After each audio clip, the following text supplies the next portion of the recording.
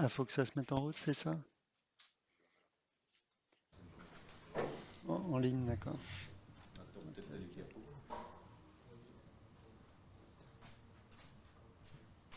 Voilà, donc on change de sujet, on passe de l'endométriose, pathologie féminine, à une pathologie masculine, l'hypogonadisme hypogonadotrope. Et on est très heureux d'avoir avec nous le professeur Jérôme Bertera qui dirige le service d'endocrinologie ici à l'hôpital Cochin et qui a beaucoup d'expérience de la prise en charge des hypogonadismes hypogonadotropes masculins. Et on est ravis de pouvoir profiter de ces enseignements. C'est depuis l'année dernière qu'on a commencé Mhm. cette, le volet masculin et c'est voilà, c'est très enrichissant. Merci beaucoup, monsieur Euh, Merci, Bertin. merci. C'est effectivement, on a commencé l'an dernier. Je trouve ça très agréable de venir vous parler. Vous parliez d'une pathologie qui, j'imagine, est une pathologie fréquente, hein, l'endométriose chez la femme. Là, on va parler d'une maladie rare chez l'homme. Mais je pense que c'est important dans un parcours de spécialisation de connaître aussi les maladies rares. Elles sont de mieux en mieux identifiées. Et donc, une fois qu'on les identifie mieux, finalement, elles ne sont pas si rares que ça. Vous verrez que certaines étiologies d'hypogonadisme, hypogonadotrope masculin acquises notamment, ne sont pas si rares que ça. Donc effectivement, je dirige le service d'endocrinologie qui est dans le bâtiment Copernic, c'est juste à côté de ce bâtiment-là. Donc c'est vraiment à 10 mètres, vous verrez en face de la cafétéria quand vous sortez. Donc je vais tout d'abord vous rappeler des généralités, mais je pense qu'on ira très vite parce que c'est des choses qui sont évidentes pour vous sur cet axe gonadotrope masculin. Ensuite, comment on fait le diagnostic d'hypogonadisme, hypogonadotrope masculin, les différentes étiologies entre les causes acquises qui sont plus fréquentes que les causes congénitales, mais par rapport à la fertilité, c'est à l'évidence les causes congénitales qui posent en général le plus de difficultés. Et puis le traitement. Donc ça, c'est un rappel de quelque chose qui doit être évident pour la plupart d'entre vous, puisqu'on va parler d'atteinte hypothalamique ou hypophysaire.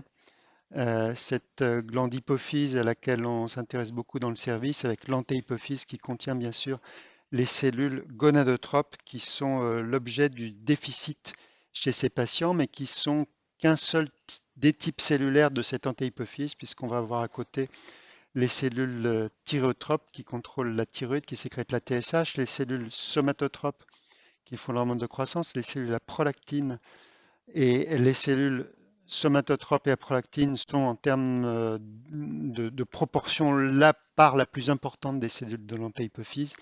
Et puis un petit contingent qui n'en est pas moins très important, c'est les cellules corticotropes qui contrôlent la surrénale. Et cet axe gonadotrope que vous connaissez bien, là je l'ai remis en illustration chez l'homme, avec au niveau des cellules de Leydig cette synthèse de testostérone qui va exercer son rétrocontrôle négatif sur l'hypothalamus et sur l'hypophyse, et puis les gonadotrophines qui vont donc stimuler cette testostérone, et puis la production de spermatozoïdes et d'inhibine, cette dernière exerçant aussi son rétrocontrôle négatif. Donc ça, c'est des choses que je pense vous connaissez parfaitement. Une chose qui est peut-être un petit peu moins connue, c'est l'activité que cet axe gonadotrope au cours de la vie chez l'homme. Et on n'a pas du tout le même pattern chez la femme. Chez l'homme, et c'est important pour les hypogonadismes, hypogonadotropes congénitaux dont je parlerai aujourd'hui, il y a une activité de cet axe gonadotrope euh, non seulement durant la vie fœtale, mais en période néonatale durant 3 à 6 mois. C'est ce qu'on appelle parfois de façon un peu imagée, ça permet de bien le retenir, la mini-puberté. Et puis ensuite, cet axe gonadotrope va être au repos et ne sera actif de nouveau qu'au moment de la puberté. Ce qui fait que dans les hypogonadismes congénitaux, on a la possibilité, si on l'évoque suffisamment tôt, de faire un diagnostic dans la période néonatale, hein, sur les 3-4 premiers mois de vie. Et puis si on ne le fait pas à ce moment-là, bah, il faudra attendre l'âge de la puberté. Et si c'est un hypogonadisme isolé, c'est délicat puisque vous savez que chez le garçon, on peut avoir un retard pubertaire simple en dehors de toute pathologie jusque vers l'âge de 16 ou 17 ans. Et en général, il y a un contexte un petit peu familial. Souvent, le père ou les oncles ont eu aussi une puberté un petit peu tardive. C'est des garçons qui vont commencer à grandir plus tard que les autres, donc ça peut poser des problèmes à l'adolescence.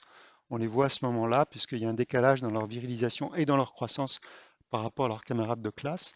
Et s'il n'y a qu'une atteinte gonadique, et donc aucun élément pour rattacher cette inactivité de l'axe gonadotrope à une maladie hypophysaire plus générale, ben on est obligé d'attendre l'âge de 16 ou 17 ans pour différencier ce qui est un retard simple et puis la puberté va se mettre en route de un authentique hypogonadisme hypogonadotrope qui nécessitera bien évidemment un traitement et une prise en charge spécifique, ne serait-ce que dans un premier temps pour avoir une virilisation satisfaisante. Donc on a cette fenêtre qu'il ne faut pas manquer de 3 à 6 mois lorsqu'on peut avoir un élément clinique qui attire l'attention sur un hypogonadisme ou un élément familial qui attire l'attention sur la possibilité d'un hypogonadisme congénital d'origine génétique. Comme je l'ai dit en introduction, c'est une maladie rare puisque l'hypogonadisme congénital, c'est probablement 1 pour 4000 à 10 000. La statistique n'est pas très précise comme souvent avec les maladies rares. L'hypogonadisme acquis, lui, par contre, il n'est pas si rare que ça, surtout si on additionnait toutes les causes possibles. La cause la plus classique, c'est l'hyperprolactinémie. Alors, l'hyperprolactinémie, ça peut être un adénome à prolactine, qui est une cause peu fréquente finalement par rapport à l'ensemble des hyperprolactinémies et qui prédomine bien évidemment chez la femme, puisque les oestrogènes jouent un rôle sur le développement des prolactinomes. Et vous voyez, c'est une fréquence qu'on estime à 1 pour 1600, donc on reste dans le peu fréquent, même si on n'est pas dans le critère diagnostic des maladies rares. Vous savez, la définition en France et en Europe, c'est 1 pour 2000. Donc on est un petit peu au-dessus de cette fréquence-là. Et puis vous avez toute lésion hypophysaire, on reviendra à la cause, on verra les causes un peu plus tard dans les hypogonadismes acquis, dont bien sûr les adénomes non sécrétants, qui entraînent un déficit parce qu'ils détruisent en fait l'hypophyse normale. Donc le diagnostic, lorsqu'on a un tableau complet, bien évidemment, si cet hypogonadisme est congénital, ben, il y a un impubérisme, mais comme je vous l'ai dit, il faudra attendre l'âge de 16 ou 17 ans pour se convaincre que cet impubérisme n'est pas un retard simple et que c'est vraiment lié à un déficit de l'axe gonadotrope. Un volume testiculaire qui reste faible dans les hypogonadismes congénitaux, c'est-à-dire prépubère, inférieur à 4 millilitres. Et puis bien évidemment l'absence de caractère sexuel secondaire, c'est-à-dire principalement la pilosité, mais aussi la voix, la masse musculaire.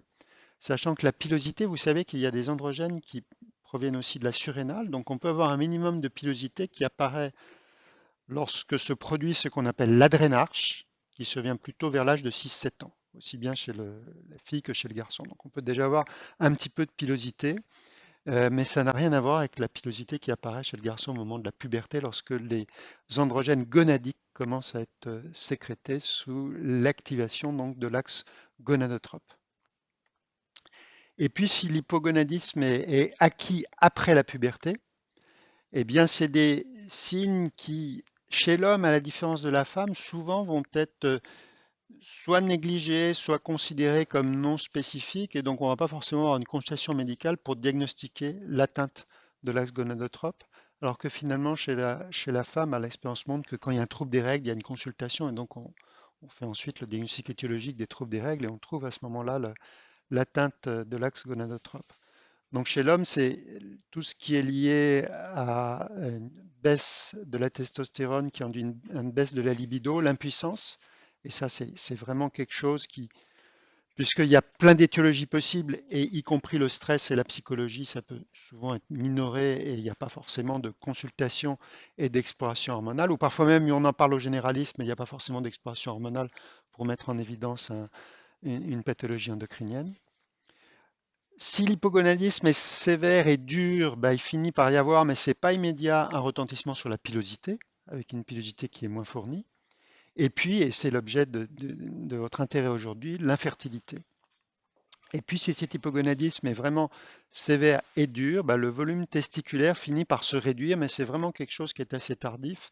Et on peut avoir un hypogonadisme assez net pour peu qu'il soit relativement récent, à moins de 2-3 ans, finalement, le volume testiculaire reste tout à fait correct, ce qui d'ailleurs, en termes de pronostic de fertilité, est infiniment meilleur que lorsqu'on doit traiter un patient qui a des testicules de tout petit volume, ce qui est le cas bien sûr pour les hypogonadismes congénitaux, puisque le testicule n'a jamais été activé.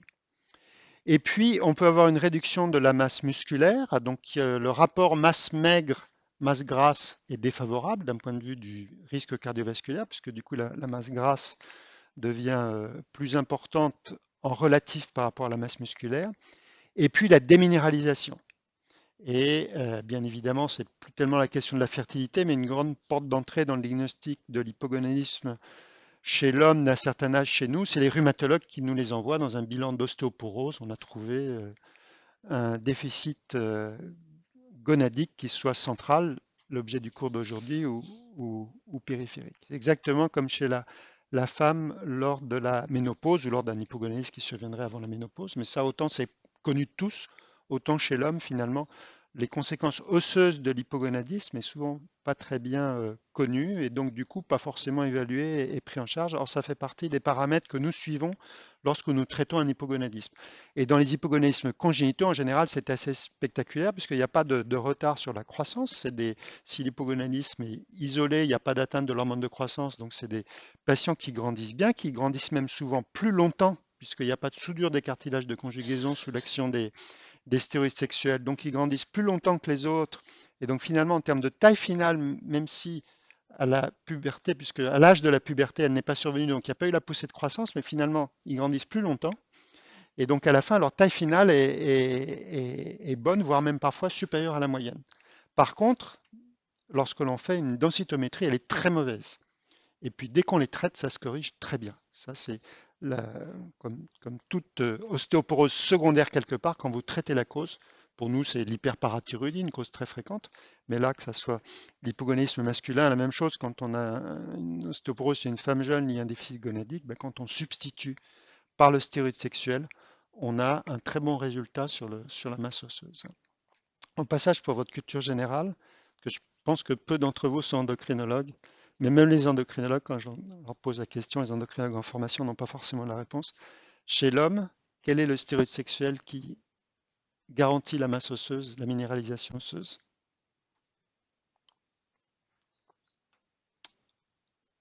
Pardon? En général, on me répond la testostérone, ce qui peut paraître logique. Et en fait, c'est la conversion en oestrogène de la testostérone.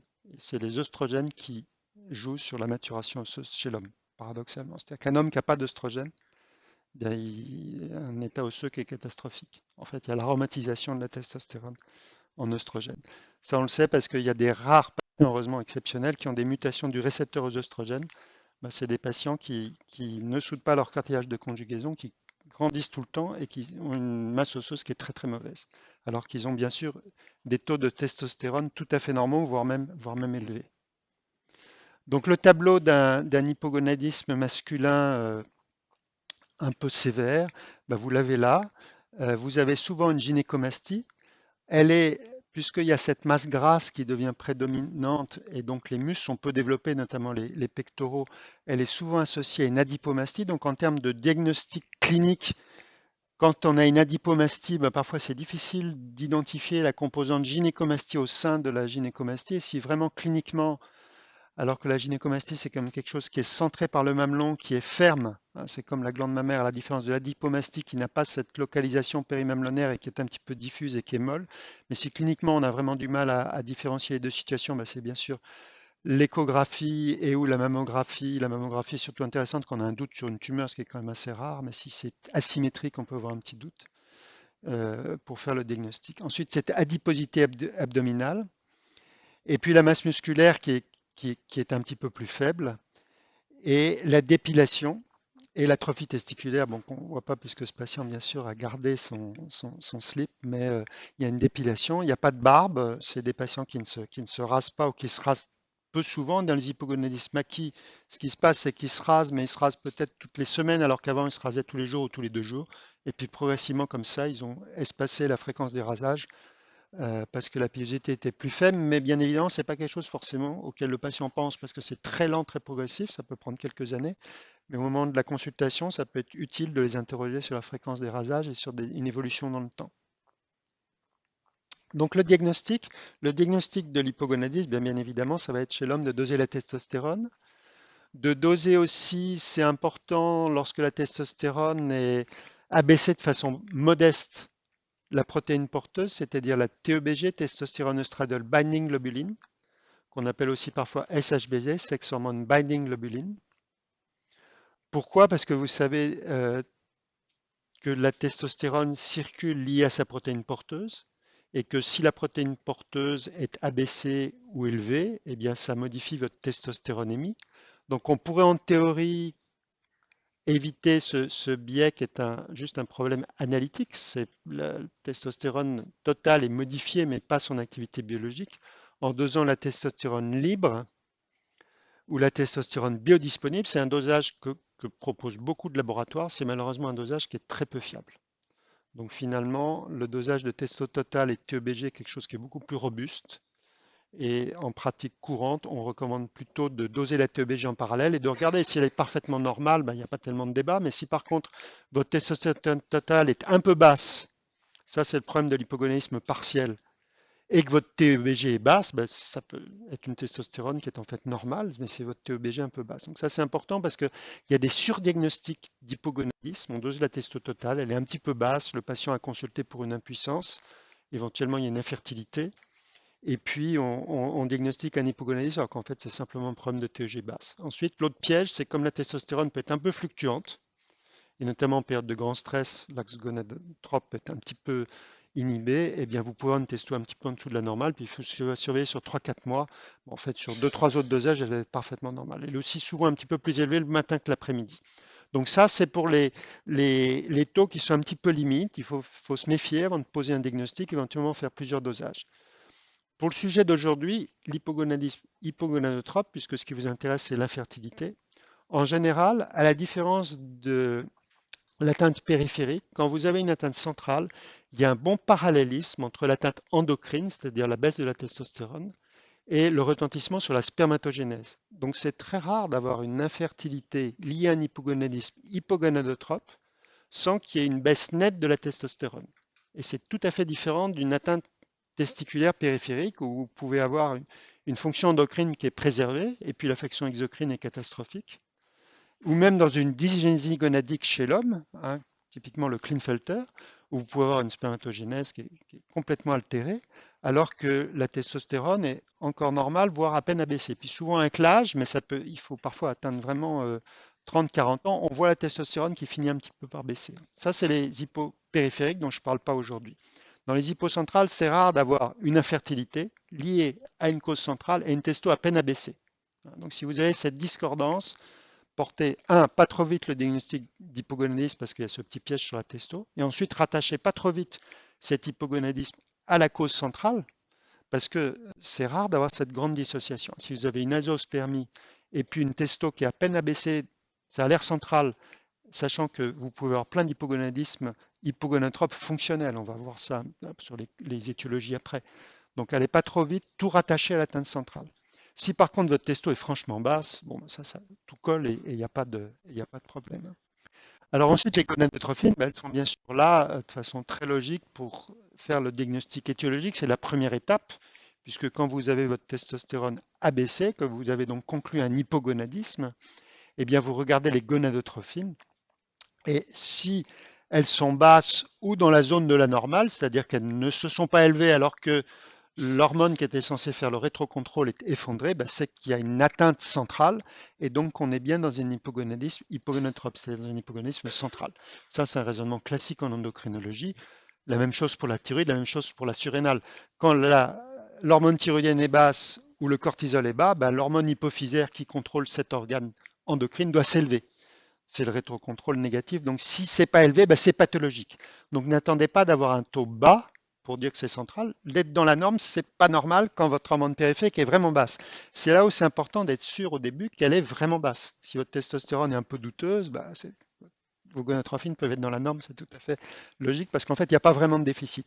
Mais s'il y a un vrai déficit, forcément, si l'hypophyse fonctionne bien, FSH-LH devrait être élevé. Vous le voyez très bien dans tous les débuts de ménopause, on voit les gonadotrophines qui commencent à s'élever et c'est un marqueur qui est très net. Et puis ensuite, donc bien évidemment, le spermogramme avec une oligo et souvent une azoospermie quand l'hypogonadisme hypogonotrope est sévère, et puis l'inhibine B qui peut être aussi un bon marqueur de cette atteinte.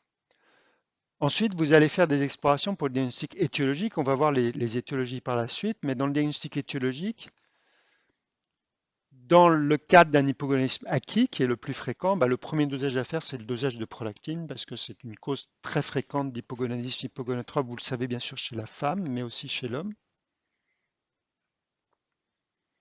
Et puis, il est essentiel de savoir si cet hypogonadisme hypogonatrope, il est isolé, c'est-à-dire tout le reste des fonctions hypothalamo-hypophysaires fonctionnent bien, ou s'il s'intègre dans une atteinte plus vaste de l'hypothalamo-hypophyse. Donc, on va explorer les autres axes hypophysaires, on va doser les hormones thyroïdiennes, T4, T3 et la TSH.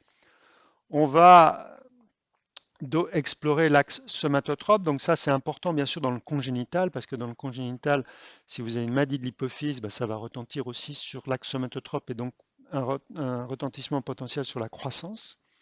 Donc GH, IGF-1. Si on est dans le cadre de l'hypogonadisme acquis de l'adulte, on recherche plutôt une hyperactivité de cet axe, donc on fera une charge en glucose sur l'hormone de croissance pour rechercher une acromégalie.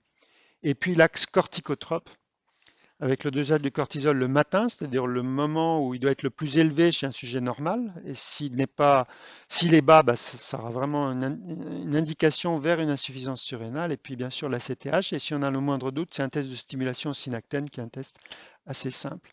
Et puis dans les causes d'hypogonadisme acquis, il y a le Cushing. Donc on peut parfois être amené, si on a des arguments cliniques, à rechercher un Cushing par la cortisolurie et le freinage à la dexaméthasone 1 mg. Et puis, bien évidemment, même si on a l'impression d'une histoire isolée, on va toujours faire un examen radiologique. Une fois, bien sûr, qu'on a établi biologiquement le diagnostic, on ne va pas faire des IRM à tout le monde, mais une fois qu'on a le diagnostic d'hypogonadisme hypogonadotrope, on va faire une IRM pour voir, bien sûr, l'hypophyse et puis l'hypothalamus qui est juste à côté.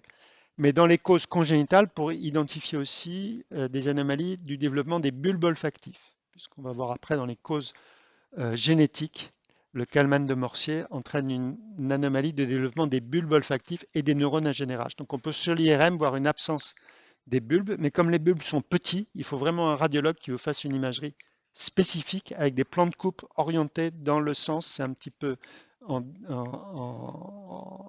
en biais par rapport aux coupes habituelles, dans le sens des bulbes olfactifs. Alors, les étiologies, tout d'abord des hypogonadismes acquis qui sont les plus fréquents. Les causes fonctionnelles, donc l'hyperprolactinémie, je vous l'ai déjà dit, c'est la cause bien évidemment la plus fréquente. Sachant que l'hyperprolactinémie, il y a plein de causes, et là je ne vais pas vous les développer, mais il y a avant tout les causes médicamenteuses, les neuroleptiques, des médicaments comme le primpéran. Et donc c'est finalement quelque chose qui est très fréquent. Donc ça rentre dans les causes fonctionnelles. Là, on ne parle pas de l'adénomaprolactine, bien évidemment. Ensuite, tout ce qui entraîne, c'est exactement comme chez la femme, une dénutrition, un état de stress. L'anorexie mentale, elle est rarissime chez l'homme, mais vous savez que le pronostic est épouvantable. Mais toute maladie chronique ou une activité physique intense peut vous entraîner un hypogonadisme fonctionnel. L'excès de cortisol, que ce soit la corticothérapie ou le syndrome de Cushing endogène, peut vous entraîner aussi un hypogonadisme, ça c'est très classique. Les tumeurs testiculaires ou surrénaliennes qui font des œstrogènes, donc ça on est par contre dans la rareté, ça donne une gynécomastie et un hypogonadisme puisque ces stéroïdes sexuels vont freiner l'axe. Et puis, bien évidemment, il y a les causes médicamenteuses, donc les androgènes, les anabolisants, les œstroprogestatifs qu'on utilise rarement chez l'homme, bien évidemment, et les agonistes de la GnRH, c'est-à-dire ça, c'est le traitement du cancer de la prostate, et les corticothérapies, je vous en ai déjà parlé. Donc les androgènes et les anabolisants, faut l'avoir présent à l'esprit parce que c'est le problème du dopage, même dans une pratique sportive amateur. Il y a des gens qui se dopent et puis après, ils se retrouvent en hypogonadisme, donc ils ne sont pas contents parce que leurs muscles fondent. Et puis bien évidemment, ça peut retentir aussi sur la fertilité. Et ça, c'est pas toujours évident lors de la première consultation de vraiment le retrouver et l'identifier. Et parfois d'ailleurs, les patients eux-mêmes n'ont pas bien compris ce qu'ils prenaient dans les bons produits qu'on leur a conseillés à la salle de sport. Ensuite, dans les hypogonadismes hypogonadotropes acquis, vous avez toutes les tumeurs de la région qui vont détruire l'hypothalamus-hypophyse. Donc il y a une tumeur qui est fréquente chez l'enfant, enfin classique on va dire chez l'enfant, c'est le craniopharyngiome, qui entraîne en général une atteinte de tous les axes hypophysaires. Donc c'est souvent des enfants qui ont des problèmes de croissance, donc c'est beaucoup là-dessus qu'on va les diagnostiquer. Mais ensuite, ça va bien sûr empêcher la puberté de se produire. Les adénomes hypophysaires, à partir du moment où ils sont suffisamment gros pour détruire l'hypophyse, donc c'est pas le microadénome, hein, c'est vraiment le macroadénome. Il faut détruire l'hypophyse pour arriver à entraîner un hypogonadisme. Et puis il y a des tumeurs qui sont plus rares, des aminogliomes. Les métastases hypophysaires, c'est rarissime, mais bon, je vous l'ai mis pour que la liste soit complète. Ensuite, dans les processus infiltrants, il y a l'hémochromatose, donc il faut le savoir parce qu'on n'a pas toujours conscience. Mais l'hémochromatose, il peut y avoir des dépôts de fer dans l'hypophyse et ça donne en général que l'atteinte gonadique. Les cellules gonadotropes sont plus sensibles à ces dépôts de fer que les autres. Et donc ça peut être une cause là tout à fait classique d'hypogonadisme hypogonadotrope et parfois les saignées suffisent à corriger. Mais souvent, notamment si on arrive un peu tard, même si la charge en fer est corrigée, il reste un hypogonadisme qu'il faut prendre en charge en tant que tel. Puis le sarcoïdose, hypophysite, histiocytose. Et puis dans les causes iatrogènes, toute chirurgie de la région, bien sûr, hein, quelle que soit la lésion qui a été opérée par le neurochirurgien, il peut y avoir un déficit ensuite hypophysaire. La radiothérapie, donc ça il faut le savoir, notamment puisque bon, la question de la fertilité, c'est quand même beaucoup l'adulte jeune, même si pas que, mais quelqu'un qui a eu dans l'enfance ou l'adolescence une radiothérapie qui, pour une lésion ORL ou autre, si l'hypothalamus hypophyse était dans le champ de la radiothérapie, et parfois en pédiatrie, ils font même des radiothérapies un petit peu toto-corporelles, eh bien ça peut entraîner, mais des années après, ça peut être 5, 8, 10 ans après la radiothérapie, une atteinte hypophysaire avec la possibilité d'un hypogonadisme.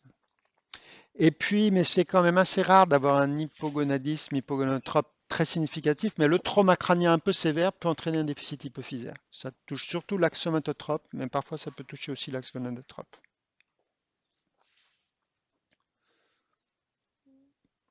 Donc l'hypogonadisme maintenant congénital, qui lui est plus rare, mais qui est certainement le plus difficile à prendre en charge en termes de pronostic de fertilité, parce que le testicule s'est jamais développé. Donc il va falloir que votre traitement permette au testicule de se développer. Alors que l'hypogonadisme acquis, pour peu que le diagnostic et la prise en charge soient faits à un moment où le volume testiculaire est encore correct ou à peine abaissé par rapport à ce qu'il avait à la fin de la puberté, bien le pronostic est beaucoup plus simple, sous réserve bien sûr que le patient n'ait pas un autre facteur d'infertilité, ce qui n'est pas exceptionnel, hein. S'il y a eu un traumatisme, une infection ou autre, mais ça vous connaissez ça bien. Bien évidemment, vous cumulez deux facteurs d'infertilité, donc c'est une autre histoire. Donc, quand est-ce qu'on diagnostique cette hypogonadisme congénitale? Ben, soit on l'a fait dans cette période de mini-puberté, mais c'est quand même assez exceptionnel. Sinon, c'est l'absence de puberté spontanée complète qui va entraîner la porte d'entrée dans le diagnostic, sous réserve que les gens consultent. Et dans les formes partielles, exceptionnellement quand même dans les formes complètes, heureusement bien que, il n'y a pas toujours de consultation. Et comme maintenant, malheureusement, la médecine scolaire existe quasiment plus, puisque là, on parle d'hommes, le service militaire, bon, quelque part, heureusement, n'existe plus, mais vous saviez que dans le service militaire, il y avait une chose qui était essentielle, c'est qu'il y avait une visite d'incorporation médicale. Et les médecins militaires en France, du temps où il y avait le service militaire, c'est eux qui diagnostiquaient le plus les Klinefelter. Parce qu'en fait, c'est des diagnostics qui n'étaient pas faits avant, qui est cet examen des testicules par le médecin militaire. Donc ça, c'est juste pour dire que c'est pas exceptionnel aujourd'hui de continuer à faire des diagnostics, en particulier dans les formes partielles, d'hypogonadisme hypogonadotrope congénitale chez un adulte. Donc soit lors d'une consultation d'infertilité, soit lors d'une complication de l'ostéoporose, une fracture. Ostéoporose, on fait le work-up à 25 ans, c'est pas banal d'avoir de l'ostéoporose, et on trouve l'hypogonadisme. Il faut savoir que l'hypogonadisme hypogonadotrope isolé, donc ça c'est un deuxième niveau de complexité dans la prise en charge. Parce que le premier niveau c'est chez un grand ado, est-ce que c'est un retard simple ou est-ce que c'est vraiment un hypogonadisme hypogonadotrope? Et le deuxième niveau de complexité, c'est qu'on sait que certains hypogonadismes hypogonadotropes isolés peuvent être réversibles. Et donc si on débute le traitement à 16-17 ans et qu'on n'a pas trouvé d'étiologie, notamment génétique, il faut savoir à un moment faire une fenêtre du traitement pour voir si l'axe gonadotrope ne s'est pas remis à fonctionner en fait correctement. Les causes génétiques, on sait que c'est à peu près 50% des patients. Historiquement, le premier gène identifié, c'est celui que l'on a appelé CAL1, CAL pour Kalman de Morsier, qui est sur le chromosome X, et c'était la forme très classique, liée à l'X, où les garçons étaient atteints et les femmes, les mères, étaient porteuses saines, puisqu'elles avaient un chromosome X avec un câlin sauvage et l'autre avec le câlin muté qu'elles transmettaient à leur fils. Donc ça, c'était historiquement une génétique qui avait été bien identifiée, avant même bien sûr que le gène câlin soit lui identifié. Mais on avait déjà noté, même si c'était moins fréquent et donc plus difficile, et par définition une maladie qui touche la fertilité, c'est difficile d'avoir des arbres familiaux et de dire ah oui, on a la preuve que c'est familial parce qu'il y a un oncle et puis il y avait un grand-père qui avait été touché. Par définition, on va avoir beaucoup de mal à avoir cette dimension familiale. Mais on savait quand même, avant même d'identifier les gènes, qu'il y avait des formes qui étaient autosomiques récessives et d'autres qui avaient l'air autosomiques dominantes. La pénétrance est variable, c'est-à-dire que pour une anomalie génétique donnée, vous pouvez avoir parfois des phénotypes plus ou moins sévères. Et puis ce qui commence à être complexe, c'est que l'on décrit maintenant sur des gènes qui sont récessifs, des patients qui ont un seul allèle muté, mais qui ont deux gènes responsables d'hypogonadisme, avec donc un allèle du gène A et un allèle du gène B. Et donc on décrit des formes oligodigéniques, ce qui en termes de diagnostic génétique et surtout de conseil génétique est quelque chose de très complexe qui est un petit peu particulier à cette situation de l'hypogonadisme hypogonadotrope. Donc, bien évidemment, c'est des choses qu'il faut discuter avec le généticien. Donc, pour vous illustrer cette richesse maintenant de la génétique, c'est qu'en 91, moi, quand j'étais interne, on découvre qu'Alain, c'était encore l'époque où chaque fois qu'on trouvait un nouveau gène, on faisait ça en biblio dans les services, c'était la grande nouveauté, le grand buzz, parce que c'était très difficile d'identifier des gènes à l'époque. Et bien évidemment, on identifiait d'abord ceux qui étaient faciles à identifier. Celui-là sur le chromosome X, il était quelque part facile au moins dans son locus à identifier. CAL1. Et donc CAL1, c'est un gène qui participe au développement des neurones. Et donc c'est pour ça que ça touche aussi le développement des neurones olfactifs. Et c'est pour ça que ces patients ont aussi une anosmie. Donc ça, simplement à l'interrogatoire, on peut parfois d'emblée avoir une orientation par le biais des troubles de l'olfaction sur un syndrome de Kalman de Morsier. Et puis vous voyez que depuis 1991, qu'il y a plein de gènes qui ont été identifiés. Et puis même sur les années récentes, parce que maintenant que le séquençage complet du génome et puis le séquençage de nouvelle génération, on peut aller très vite. On peut aller très vite. Ce qui fait que maintenant, le diagnostic génétique de l'hypogonadisme hypogonotrope, ça doit forcément être un panel de gènes, parce que vous voyez le nombre de gènes qui peuvent être en cause. On ne peut plus voir la démarche en fonction de la clinique. On va sélectionner le gène numéro 1, le gène numéro 2 pour le séquencer en premier, parce qu'il faudrait 3 ans pour faire le tour des possibilités. Et maintenant, sur un panel, sur le papier, en un mois, vous pouvez voir le diagnostic génétique. Et puis en pratique, parce que les labos sont un peu surmenés, c'est peut-être 3, 4, 5, 6 mois, mais pas beaucoup plus. Donc il y a quand même des progrès énormes. Et il y a en gros deux grands types de gènes en termes de phénotype clinique. Il y a ceux qui donnent un hypogonadisme hypogonotrope isolé, c'est-à-dire que seul l'axe gonadotrope est touché. Et puis il y a ceux, parce que c'est les gènes qui participent à plusieurs fonctions, qui vous donnent l'atteinte gonadique et d'autres atteintes. Donc typiquement le CAL1, vous avez aussi l'atteinte de l'olfaction. Donc ça peut être intéressant pour deux aspects. Un, ça peut d'emblée orienter votre diagnostic devant un hypogonadisme hypogonadotrope qui a l'air congénital. Et deuxièmement, en termes de prise en charge, c'est important quand vous identifiez une anomalie génétique d'aller rechercher les autres atteintes qui peuvent potentiellement être associées au gène en question. Vous aviez une question? Non, pardon. Donc là, on vous a listé sur cette diapositive les différentes atteintes que l'on peut voir. Alors il y a un certain nombre d'atteintes neurologiques, donc l'anosmie ou l'hyposmie. Donc l'hyposmie, c'est pas facile à l'interrogatoire, les gens ne s'en rendent pas forcément compte, mais vous pouvez faire des tests assez simples, hein. Vous pouvez faire sentir du café, par exemple, moulu, parce que c'est une odeur assez forte, le café. Puis poser des questions du genre, est-ce que quand il y a un plat qui brûle à la maison, vous vous en rendez compte? Et comme ça, on arrive à dépister des choses que les patients n'ont pas forcément réalisées et qui ne vont pas forcément vous dire spontanément en consultation. Ensuite, même s'ils ont une anosmie complète, ils consultent pour une infertilité, ils ne vont pas avoir l'idée de vous dire ah oui, je ne sens pas les odeurs depuis que je suis né. Donc il faut vraiment aller chercher ça à l'interrogatoire. Ensuite, il y a des anomalies neurologiques, notamment avec CAL1, c'est ce qu'on appelle les mouvements en miroir. C'est-à-dire que votre patient, vous lui demandez de faire un mouvement avec une main en déplaçant les doigts d'une certaine façon, donc il faut quelque chose d'un peu élaboré. Et il ne peut pas s'empêcher de le faire avec les deux mains en simultané. C'est ce qu'on appelle les mouvements en miroir. Ensuite, il y a des anomalies du développement des reins, donc je fais assez volontiers une échographie rénale dans ces situations-là, des anomalies du mouvement des yeux. Il peut y avoir sur certains gènes des surdités, donc ce n'est pas les gènes du Kalman de Morsier classique, c'est des gènes plus récents, type les SOX notamment. Des anomalies du développement du palais avec un palais ogival, ça il y a beaucoup d'anomalies du développement qui donnent des anomalies du palais ou des anomalies dentaires avec des agénésies dentaires. Et puis parfois, mais c'est quand même assez rare, c'est certains gènes des anomalies de nombre de doigts. Bon, ça, ce qui bien sûr cliniquement échappe à personne.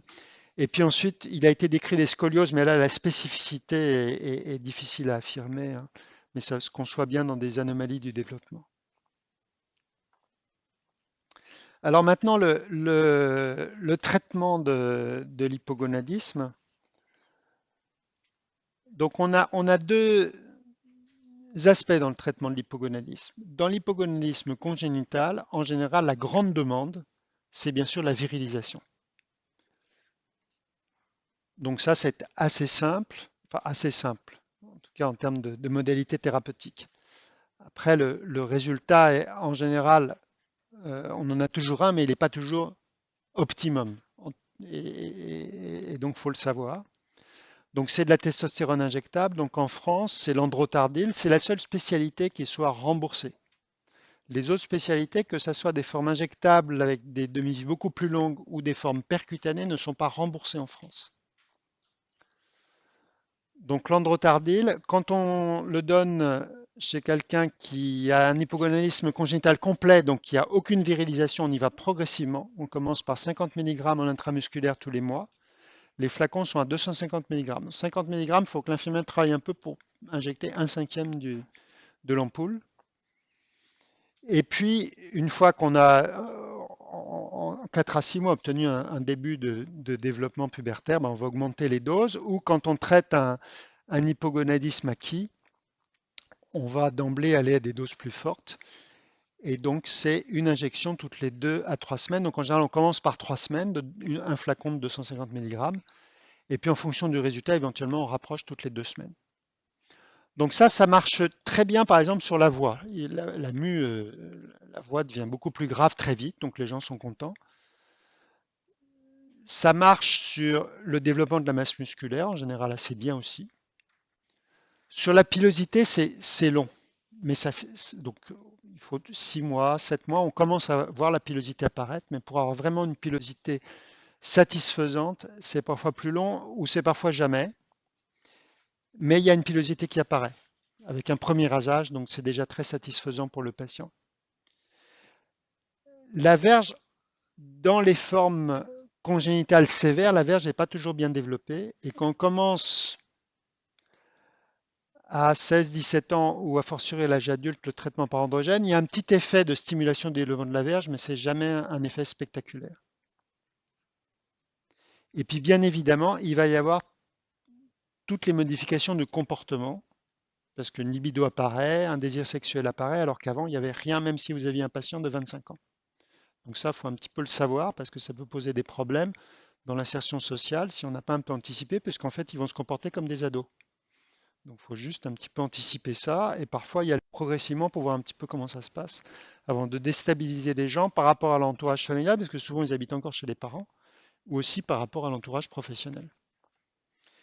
Bon, puis si on fait un petit peu attention, en général, ça se passe quand même très bien, puis les gens sont très satisfaits. Mais j'en parle parce que ce qui se passe en général, c'est que comme il n'y a aucune libido, si on commence à parler de fertilité et d'enfants, c'est vraiment pas la question qui les préoccupe. Or, c'est important d'en parler assez vite parce que probablement que si on commence le traitement par gonadotrophine pas trop tard, on a un meilleur résultat sur la fertilité à long terme que si on le commence par exemple à 30 ou 35 ans. Parce que ces patients-là, c'est peut-être à cet âge-là qu'ils vont vraiment venir vous voir en disant maintenant je veux un bébé, comment je fais? Donc, si vous n'avez pas un peu préparé la question dès le début et commencé à discuter un moment, il va falloir qu'on mette en route un autre traitement qui sera beaucoup plus lourd. Gonadotrophine, on va le voir après, bien évidemment, c'est beaucoup plus lourd qu'une injection toutes les 3 semaines. Bah, ça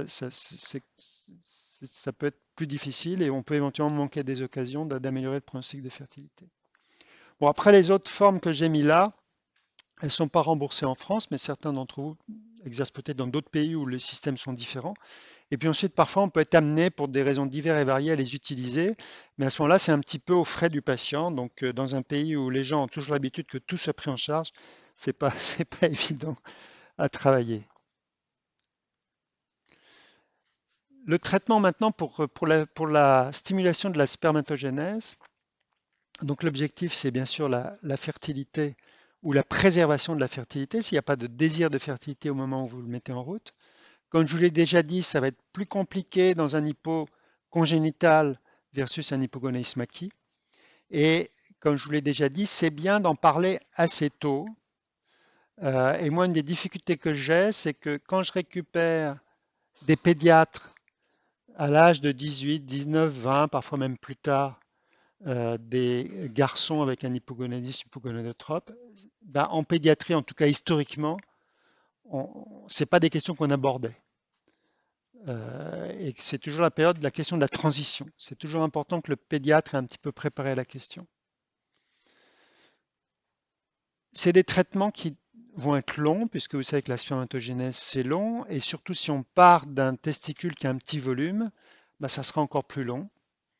Et il faut au minimum 6 mois, et on pratique souvent facilement 2 ans pour arriver à avoir une fertilité. Et une des grandes questions, c'est une fois que vous avez obtenu une grossesse ou une congélation de sperme, parce que le sperme était suffisant pour être congelé, est-ce qu'il faut continuer le traitement? Donc ça, c'est des choses à discuter avec l'idée que comme ça, ben, on a une action aussi sur le volume testiculaire, puisque bien évidemment, la testostérone seule, le traitement de la page précédente, on n'a aucune action sur le volume testiculaire, à la différence du traitement par gonadotrophine.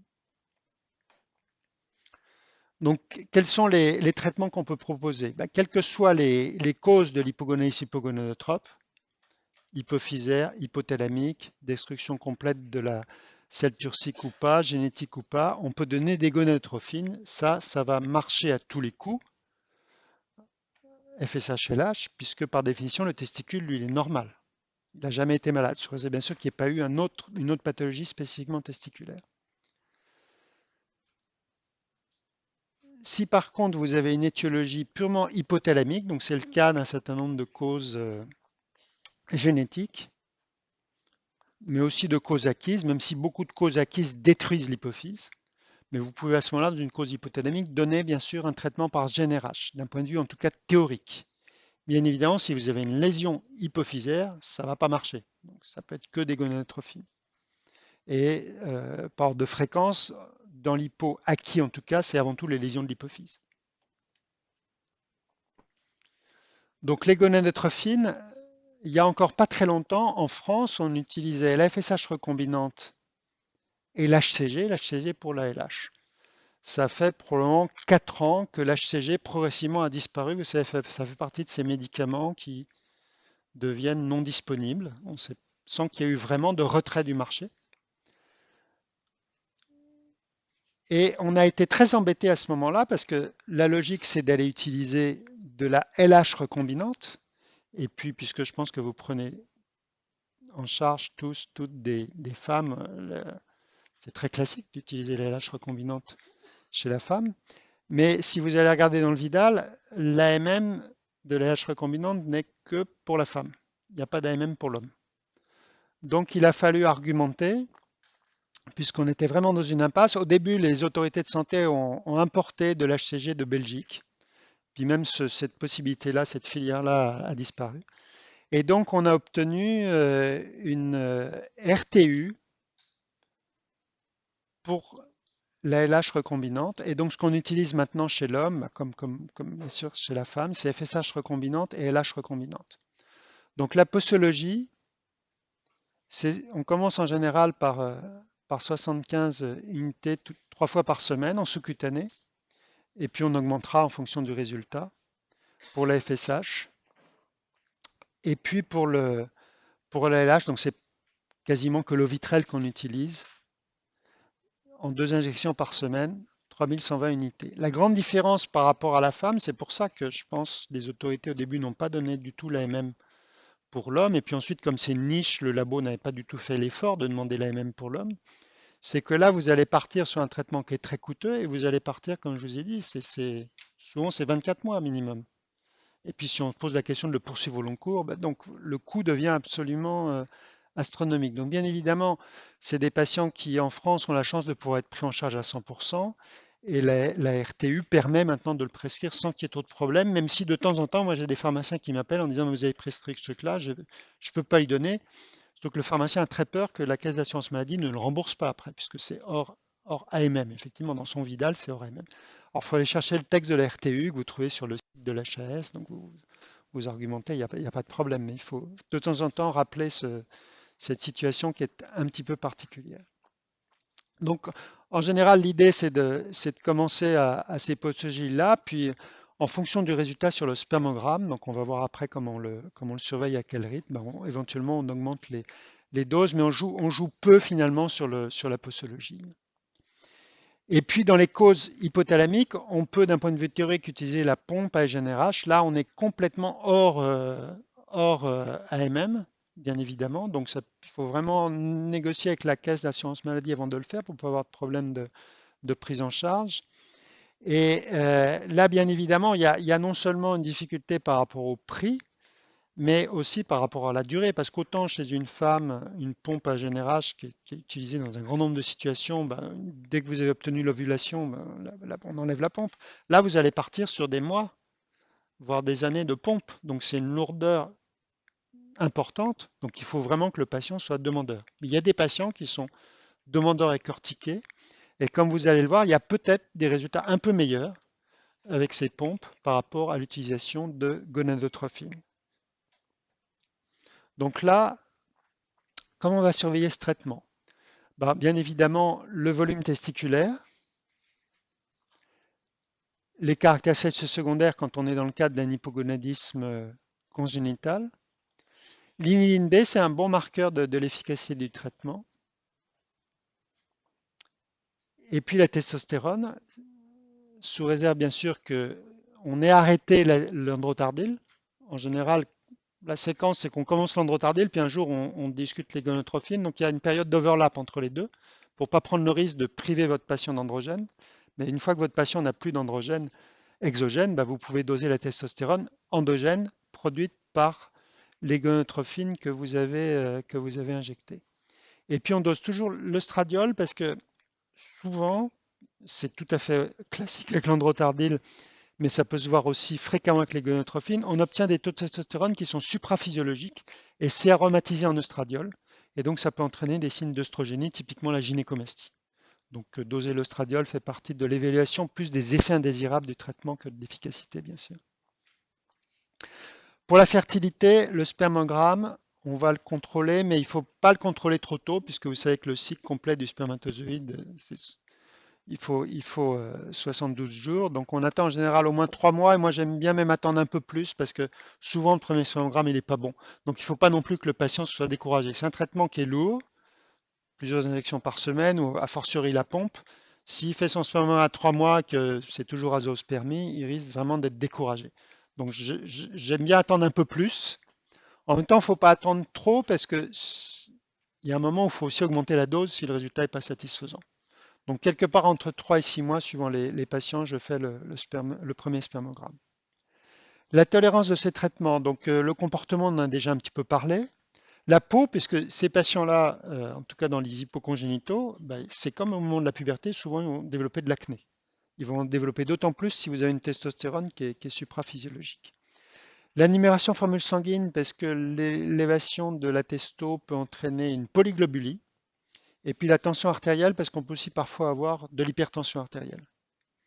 Et puis, mais c'est en général pas trop le problème chez l'adulte jeune, mais si votre patient a plus de 40-45 ans, c'est de bon ton de surveiller les taux de PSA, puisque la pathologie prostatique est dépendante des androgènes. Alors, les résultats des traitements par gonadotrophine et par GnRH. Il y a très peu d'études contrôlée. Et là, vous avez une étude qui est assez étonnante parce que c'est une étude où il y a un grand nombre de patients, mais c'est une étude qui vient de Chine. Les Chinois, maintenant, je trouve qu'ils commencent à être assez impressionnants quand ils commencent à nous faire des cohortes, ils nous explosent là de loin. Effectivement, 220 patients avec hypogonadisme hypogonadotrope, certains traités avec des gonotrophines injectables et d'autres traités avec la pompe à GnRH, et ils ont comparé les résultats. Ce n'est pas vraiment un essai randomisé, donc ça a ses limites. De toute façon, dans ces maladies rares, on est rarement face à des essais randomisés. Donc il y a toutes sortes de biais possibles, mais vous voyez que sur le volume testiculaire, la pompe à GnRH semble donner un petit peu mieux. Alors ils ont séparé les hypogonadismes acquis et les hypogonadismes congénitaux par rapport aux gonadotrophines. La même chose sur le résultat du spermogramme. Et puis sur la- le résultat du spermogramme, là c'est sur le comptage des spermatozoïdes. Et là c'est sur l'apparition du premier spermogramme un peu positif, significativement amélioré. Donc sur ce type d'étude, on a l'impression que les pompes à GnRH, avec tous les biais possibles, parce qu'on a sélectionné forcément des patients qui sont très observants, qui sont demandeurs, donc il peut y avoir comme des biais de sélection. Mais on a comme l'impression que c'est un résultat un petit peu meilleur. Là, vous avez les résultats sur 18 études avec pompe à GnRH et vous voyez que le premier spermogramme sur cette espèce de revue de la littérature plus que méta-analyse qui a été faite par une de nos chefs de clinique pour sa thèse de médecine, le premier spermogramme en moyenne vraiment amélioré, c'est 7 mois. L'augmentation du volume testiculaire en moyenne, c'est plus 8,9, donc on va dire 9 millilitres. Donc c'est des résultats qui sont assez significatifs, mais qui ne sont quand même pas spectaculaires non plus, hein. Donc c'est des traitements lourds pour des résultats qui sont tout à fait objectifs, mais on ne restaure pas tout à la normale. Ce qui est très intéressant de savoir, c'est que comme ces patients ont des testicules normaux, on n'a pas forcément besoin d'avoir un bon spermogramme pour avoir une grossesse. Avec un nombre de spermatozoïdes qui reste encore faible, mais on est passé d'une azoospermie à quelques millions, on peut tout à fait avoir une grossesse. C'est pas du tout pareil que les hypogonadismes primaires où il y a souvent vraiment des spermatozoïdes qui sont de très mauvaise qualité. Et là encore, donc le travail qu'a fait Véronique, c'est de comparer les études où il y avait à la fois des, comme la précédente, hein, des pompes à LHRH, GnRH et des gonotrophines. Et là aussi, l'impression sur cette revue de l'ensemble des études, donc elle avait retrouvé 6 études. Ça n'incluait pas l'étude chinoise que je vous ai montrée précédemment. C'est qu'effectivement, à la fois en termes de délai de spermatogénèse, de taux de grossesse, ça avait l'air meilleur avec la pompe à GnRH. Vous voyez que le taux de grossesse, c'est pas spectaculaire, hein, 8%, 12% entre les deux. Donc ça reste quand même relativement faible. Après, ce qu'il faut savoir, c'est que quand on traite ces patients, il n'y a pas toujours un projet bien formel et défini. Donc c'est pas pareil que des patients qu'on aurait traités systématiquement pour que vous voyez vous dans des parcours de PMA qui viennent vraiment pour ça. Donc les facteurs de pronostic, c'est l'INB, c'est le volume testiculaire, c'est un antécédent de cryptorchidie. Quand en général il y a une cryptorchidie dans l'enfance, c'est toujours beaucoup plus mauvais. Et là où moi j'ai vu des spermogrammes qui restaient à zéro tout le temps après 2-3 ans de traitement, c'était chez ces patients-là. Et puis, important de le savoir, le fait d'avoir eu une androgénothérapie avant ne réduit pas les résultats du traitement. Alors ça, je le signale au passage parce que souvent, quand moi j'envoie les patients au sécos, notamment dans la phase initiale où je garde encore la testostérone injectable parce que je ne veux pas les prendre le risque de les dépriver d'androgène, on leur dit, ah mais votre spermogramme n'est pas encore bon, mais c'est normal, vous avez toujours de la testostérone exogène. Et en fait, ça c'est une analogie que l'on fait avec, si vous prenez quelqu'un qui n'a pas d'hypogonotrope et que vous injectez des androgènes, bah, ces gonotrophines vont baisser, donc bien évidemment ça ne va pas être bon sur la spermatogénèse. Mais chez ces patients-là, ils ont de base des gonotrophines qui sont effondrées. Donc on leur rajoute des androgènes, ne va pas avoir d'effet délétère. Donc ce n'est pas un facteur péjoratif en soi et c'est bien montré effectivement par les études. Donc ces patients en France, vous savez qu'ils sont pris en charge comme toutes les maladies rares dans des réseaux, des centres de référence. Donc juste que vous sachiez qu'il y a un site internet qui répertorie pour la filière maladies rares endocriniennes tous ces centres de référence si vous voulez trouver des interlocuteurs. Et puis juste un petit peu de pub, on fait une journée le 17 février à Cochin qui est gratuite, hein. Vous avez le site internet, l'adresse est écrit en bas. Bon, il y a peut-être une communication qui pourra vous intéresser sur l'hypogonadisme hypogonotrope par Jacques Young. Donc, si vous n'êtes pas trop loin, venez. Ne venez que l'après-midi si vous vous intéressez qu'à ça. Venez toute la journée si vous vous intéressez à l'endocrinologie en général.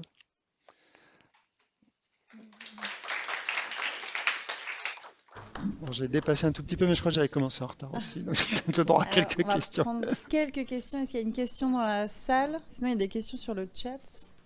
Sur le chat, il faut que je fasse quelque Non, chose je, pour les je voir vais ou c'est vous, vous qui les voyez? Comment on ça va vous fonctionne? dire. Il y a Faut une que j'arrête question le là-bas. diaporama? Vous pouvez. Non?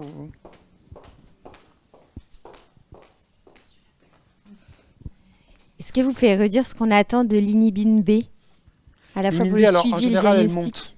Elle monte lors du traitement. C'est plutôt un facteur de bon pronostic. Et est-ce que vous pouvez réexpliquer pourquoi est-ce qu'on a besoin de l'Ovitrel Ah, au traitement? on a besoin d'action LH, HCG-LH, et il se trouve qu'on n'a plus d'HCG en France.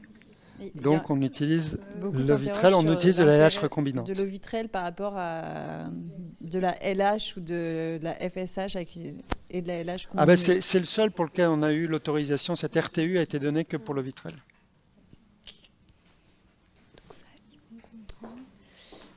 La majorité des questions concernaient ce point dans le chat. Il y avait une question donc un peu pareil. Est-ce que l'injection de FSH et d'HCG se fait simultanément et quelle doit être la durée des injections? La durée dans le temps, vous voulez dire? J'imagine que Alors, simultanément, si le patient, il y en a une, c'est 3 fois par semaine et l'autre, c'est 2 fois par semaine. Ok. Donc, par définition, il y en a une qui ne se fera pas avec les Ouais. 2 autres, mais si ça arrange le patient, c'est des auto-injections, hein, on les éduque et Oui, puis ils sont oui, avec un stylo. Donc, si ça l'arrange dans son planning, effectivement, il n'y a pas de problème à faire le même jour, mais c'est 2 piqûres, coup c'est sur 2 coup. piqûres différentes par Mm. définition, parce que c'est pas les mêmes stylos. Mais... Et la durée Et dans la le durée, temps, alors la durée, c'est je une pense bonne que ce question. serait la Donc, question. bien évidemment, si l'objectif c'est d'avoir une fertilité, on peut dire c'est jusqu'à la grossesse. Si le calendrier de la fertilité n'est pas encore bien défini, soit le patient est à l'aise avec son traitement, il peut le continuer, soit il trouve que c'est trop contraignant, alors on fait un spermogramme, et si la qualité est correcte, on congèle, et puis on discute d'arrêter ensuite. Parce que moi, de plus en plus, on n'a pas de preuves, hein, mais c'est quand même quelque chose qui est de plus en plus préconisé. J'essaye de débuter assez tôt. Voilà, je les prends en charge 18, 19, 20 ans, j'essaye de leur proposer. Alors, ils ne sont pas toujours prêts, mais dans les 2-3 ans qui suivent la première consultation, ils reviennent, ah oui, finalement, là, je suis prêt. Et bien évidemment, c'est des adultes jeunes, ils ne sont pas encore en couple, mais on débute le traitement. D'abord, leurs testicules augmentent de volume, donc ils sont satisfaits. Et puis ensuite, on congèle. Et comme ça, l'idée, c'est que si à l'âge de 30 ou 35 ans, on remet en route le traitement, mais que ça ne marche pas bien, on a au moins cette congélation. On n'a pas de preuve que traiter tôt, mais vous savez que les pédiatres sont même pires que nous, endocrinologues adultes, parce que les pédiatres, ce qu'ils discutent aujourd'hui, c'est quand on diagnostique en néonatal, de faire un traitement de 3-6 mois par LH pour avoir ce qu'ils appellent un priming, avec l'idée que peut-être ça préserve la fertilité ultérieure. On n'aura sans doute jamais la preuve de ça, parce qu'on est dans la maladie rare qu'il faudrait faire un essai randomisé, mais c'est les raisonnements qui sont tenus actuellement. Ok. Bon, merci beaucoup. On va passer la place à Léopoldine.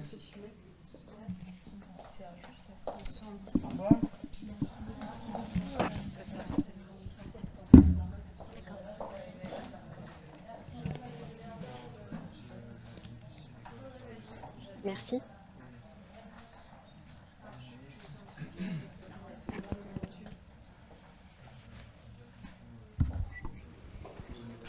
Changer. D'accord. Il ne faut pas utiliser ta souris parce qu'en fait, sur un distanciel, après, il ne voit pas le curseur. Ah oui. Donc, c'est pour Et ça le que... pointeur, c'est sur l'ordi ou Ouais, c'est alors, il est un peu chiant.